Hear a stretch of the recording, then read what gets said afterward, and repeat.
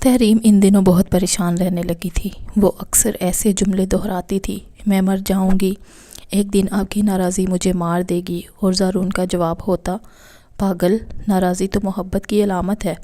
خفگی وہیں ہوتی ہے جہاں محبت ہو، یہ جذبہ نہ ہو تو محبت کے رنگ پھیکے پڑ جاتے ہیں۔ لیکن انسان اگر بغیر وجہ کی ناراضی کا دکھ سہے تو وہ اندر سے ٹوٹ جاتا ہے۔ کم از کم کوئی میرا قصور تو بتا دیا کرے۔ بار بار دل توڑو گی تو میں بھی زندہ نہ رہوں گی۔ دیکھو تحریم، میں دل توڑتا ہوں تو پھر جوڑتا بھی تو میں ہی ہوں۔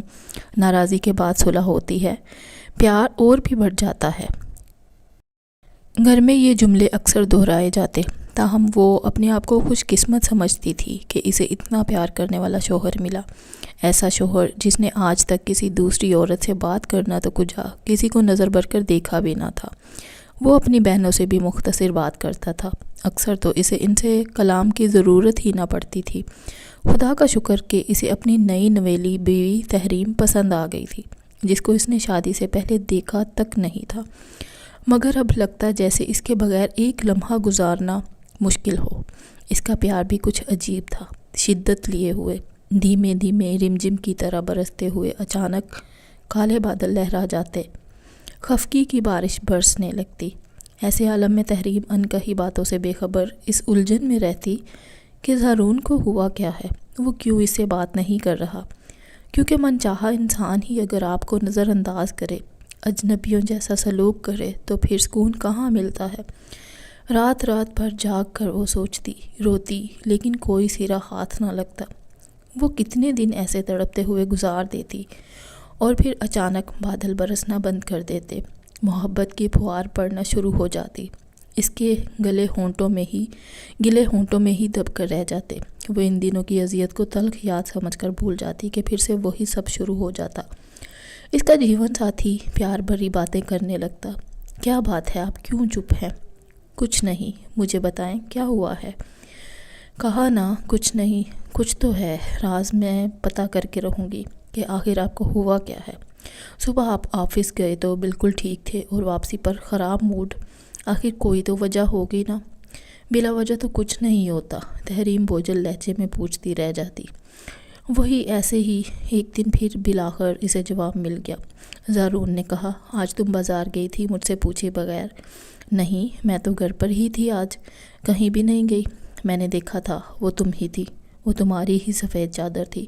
قسم لے لیں زارون، میں گھر پر ہی تھی، آپ امی سے پوچھ لیں۔ تحریم نے نم آنکھوں سے جواب دیا تو اچھا کہہ کر شوہر صاحب کا موڈ خوشگوار ہو گیا۔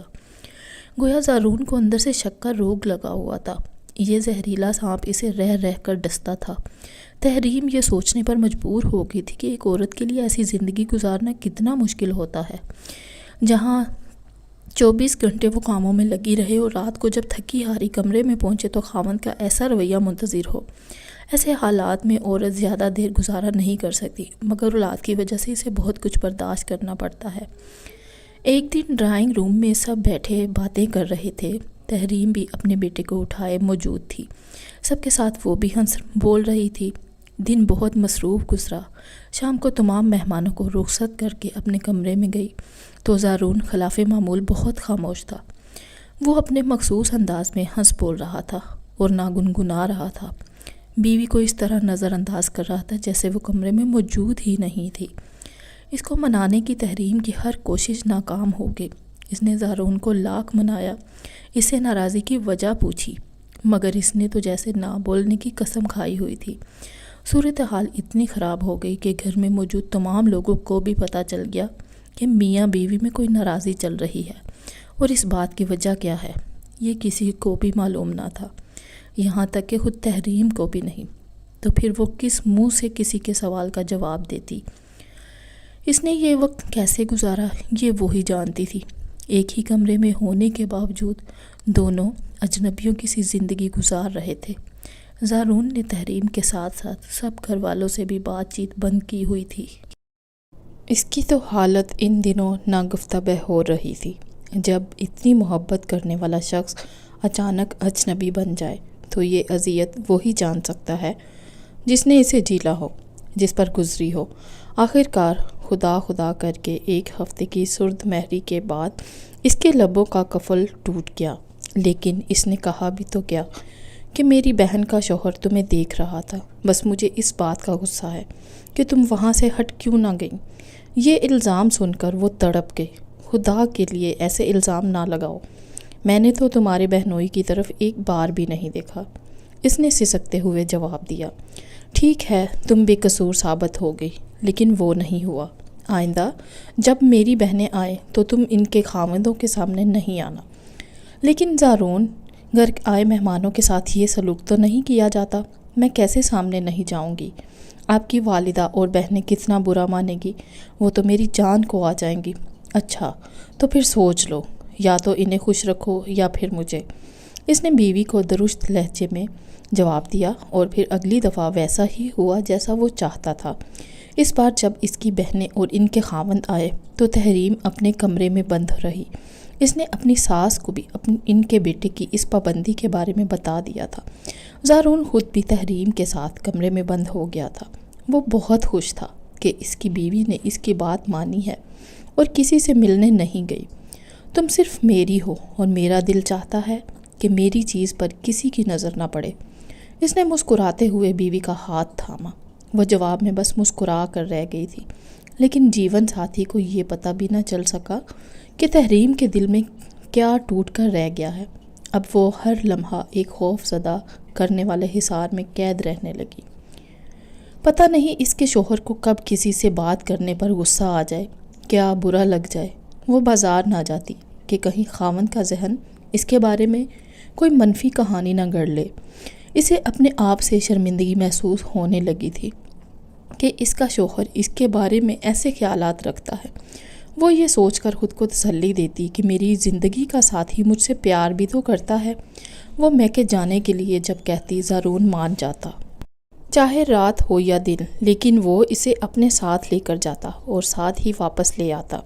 اگر وہ رات وہاں گزارنے کی ضد کرتی تو اسے ایسے جملے سننے کو ملتے کہ وہ اپنی قسمت پر رشک کرنے لگتی۔ زارون کہتا، میں جب گھر میں داخل ہوتا ہوں اور تمہاری صورت نظر نہ آئے تو میرا گھر میں آنے کو دل نہیں چاہتا۔ وہ رات میرے لیے کانٹوں کا بستر بن جاتی ہے جب تم میرے ساتھ نہ ہو۔ تحریم نے تبھی میکے جانا ہی چھوڑ دیا۔ مہینوں بعد اسے ماں باپ کی یاد آتی بھی تو دل کو تھپک تھپک کر سلا دیتی کہ میرے شوہر کی خوشی اور میرا سکون میرا گھر ہے، میرا خلوص، میری خوشی سب میری بیوی سے ہے۔ میں نہیں چاہتا کہ اس پر کسی کی نظر بھی پڑے۔ اگر کوئی اس کی طرف دیکھے تو میرا دل شک سے بھر جاتا ہے کہ کہیں وہ میری بیوی کے لیے کچھ سوچ تو نہیں رہا۔ میرے دوست کہتے ہیں کہ عورت شادی کے بعد بھی بے وفا ہو سکتی ہے، اس لیے میں اسے بے وفائی کا موقع ہی نہیں دیتا۔ میں اسے گھر سے باہر نکلنے ہی نہیں دیتا۔ میں اسے کبھی موبائل فون لے کر نہیں دوں گا کہ وہ کسی سے رابطہ کر سکے۔ میں اسے اپنے حصار میں جکڑ کر رکھوں گا۔ یہ تمام سوچیں زارون کی تھی، لیکن اسے یہ پتہ نہیں تھا کہ عورت بہت نازک ہوتی ہے، کانچ سے بنی ہوتی ہے۔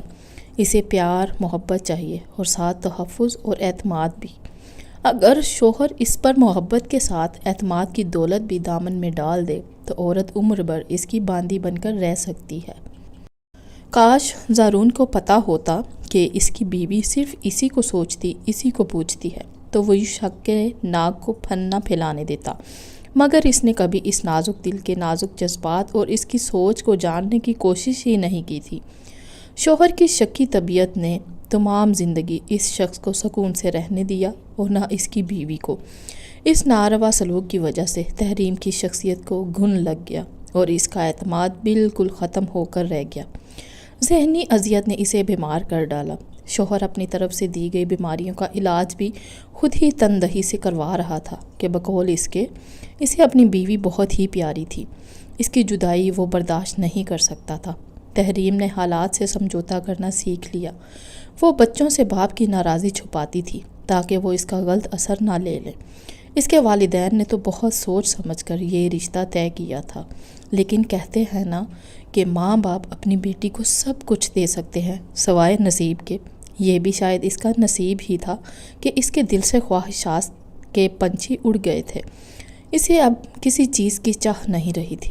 اب جب بھی زارون اپنی خفگی کے اظہار کے لیے خاموش ہو جاتا تو وہ بھی چپ کر کے انتظار کرتی کہ کب یہ پتھر پگھلے گا۔ وہ پتھر جو اس کا دلدار بھی ہے اور قاتل بھی۔ اب وہ اپنے دل کو سمجھا چکی تھی کہ اس کی زندگی ایسے ہی گزرے گی، بس اس نے شوہر کی منفی سوچوں کے بارے میں فیصلہ کر لیا کہ وہ ان پر کڑنا چھوڑ دے گی اور اسے لگائی ہوئی توقعات سے کنارہ کش ہو جائے گی۔ اس نے خود کو سمجھا لیا کہ دنیا میں انسان اکیلا آیا ہے، اکیلا ہی رہتا ہے اور پھر اکیلا ہی چلا جاتا ہے، تو پھر کون اپنا اور کون پرایا؟ ہم تو خود بھی اپنے نہیں ہیں، کوئی دوسرا قالب کیا ہمارا اپنا ہو سکتا ہے؟ اب اگر جینے کو سہل کرنا ہے تو اس ایک سوچ کے ساتھ کہ اپنے بچوں کے لیے جینا ہے، انہی کو اچھا انسان بنانے کی کوشش میں جینا ہے، انہی کے لیے شاید یہ زندگی ملی تھی اور انہی پر توجہ مذکور رکھتی ہے۔ عورت اپنی ذات سے کب تک پیار کر سکتی ہے؟ وہ اپنی ذات سے کچھ عرصے کے لیے ہی پیار کر سکتی ہے، پھر اسے ان پھولوں سے پیار کرنا ہوتا ہے، ان کی آبیاری کرنا ہوتی ہے جو خدا نے اس کے دامن میں ڈالے ہیں۔ اور جب یہ فریضہ ختم ہو جاتا ہے تو عورت کی زندگی کا مقصد بھی ختم ہو جاتا ہے۔ اس کے بعد وہ اپنے خالق حقیقی کے پاس جاتی ہے تو سرخرو ہو کر کہ اس نے ایک اچھی ماں کا کردار بخوبی ادا کرنے کی کوشش تو کی تھی، اپنے بچوں کو اچھا انسان بنانے میں اپنی حیات واری تھی، اسی لیے اللہ نے جنت کو ماں کے قدموں کے نیچے رکھا ہے۔ مزید اچھی سٹوریز سننے کے لیے پلیز میرے چینل کو سبسکرائب کیجئے، لائک کیجئے اور زیادہ سے زیادہ شیئر کیجئے۔ شکریہ۔